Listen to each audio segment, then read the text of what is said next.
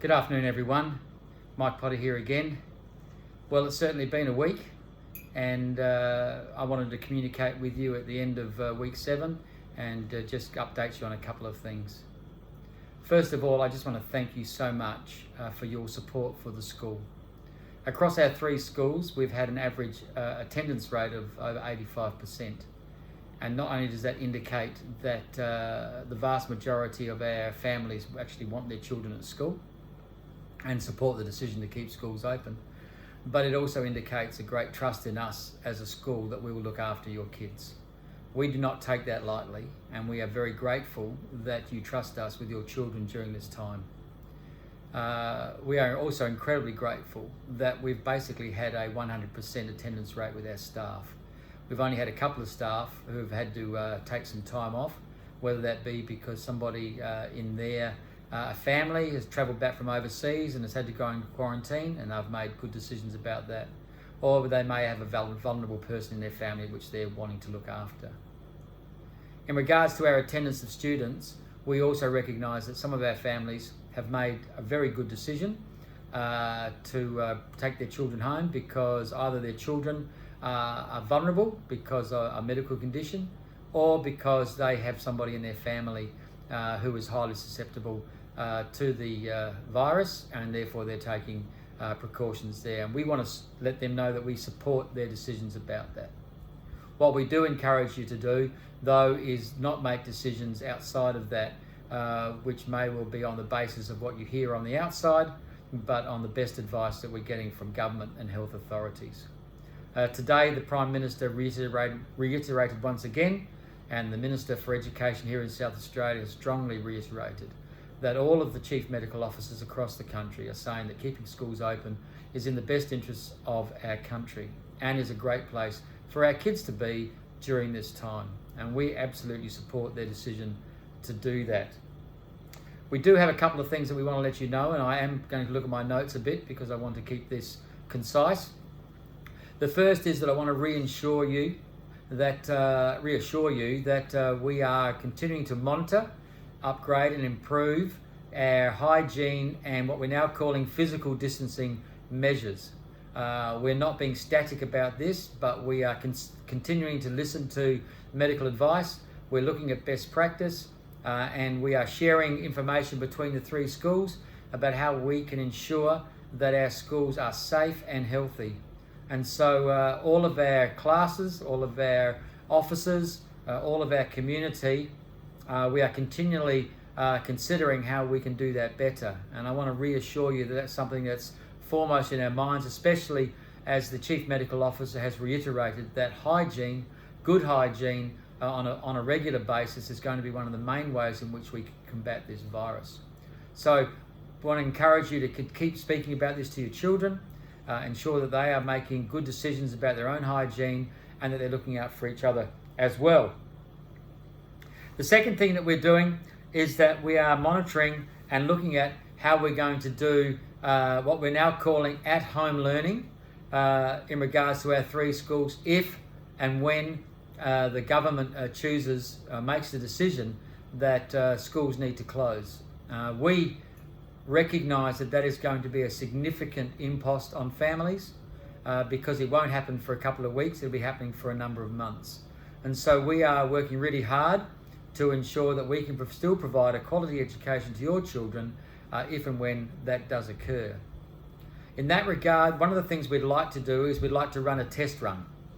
Now what that means is that possibly later next week, we're working on it, but we would actually like to run a day when all the children are here, so we're not going to send them home, but we're going to run a test day where the children will basically be getting all of their learning from their laptops and the information that's provided. The teachers will be there, but they will only communicate to them through the laptops, the iPads, through Dojo, through all of that, so that they can provide them with information. We want to test to make sure that we are able to communicate effectively to all of our students across our 3 schools. And so we'll give you further advice about that early next week, but I wanted to flag that with you, that that's one of the things that we want to do prior to there being any closure, that we've actually tested what we've got in place to make sure that it works effectively. in that regard, we need families who have either limited or no internet access at home to contact us as a matter of great importance. We don't want you to be cut out of the loop if and when schools close. So please contact us and let us know about your personal circumstances so that we can consider how to best support you during a time of school closure. We don't want you to be disadvantaged in any way.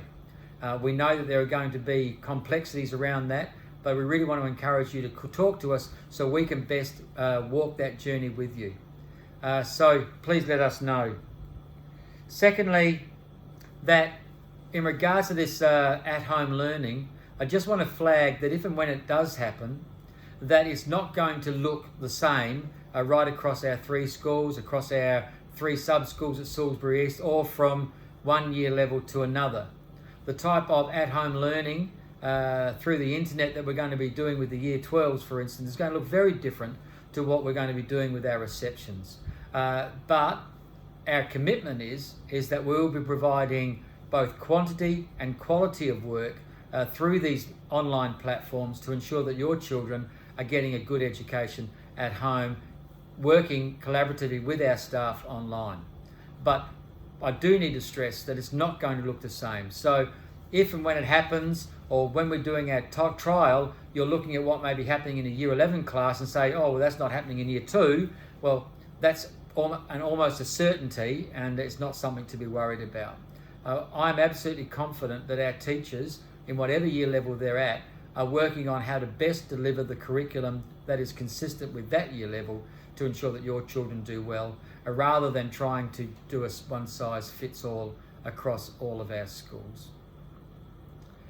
I've been chatting with a lot of parents, both through the internet and through our social media platforms, and also in the car park here at Salisbury East. And I want to thank you for your great words of support, your great words of encouragement. That is actually meaning a great deal to us as a school. We're doing the best we can. We know we're not perfect, and we know we've still got lots to think through during this time, but we are so grateful for the incredible level of support that we're getting from so many families. We're doing this for our community. We're not doing this for any vested interest. We're doing this so that you as families can with confidence continue to send your children to school during this time. We know that the alternative will have a significant negative impact on so many families. And so as long as the government allows us to, we are committed to keeping our schools open, running business as usual, and providing a quality Christian education for your kids. God bless you all. I trust that you have a wonderful, restful weekend, and I'm hoping that we'll be able to do this all again on Monday as we come together as 3 communities to be able to continue education at Tyndale. God bless. We'll see you soon.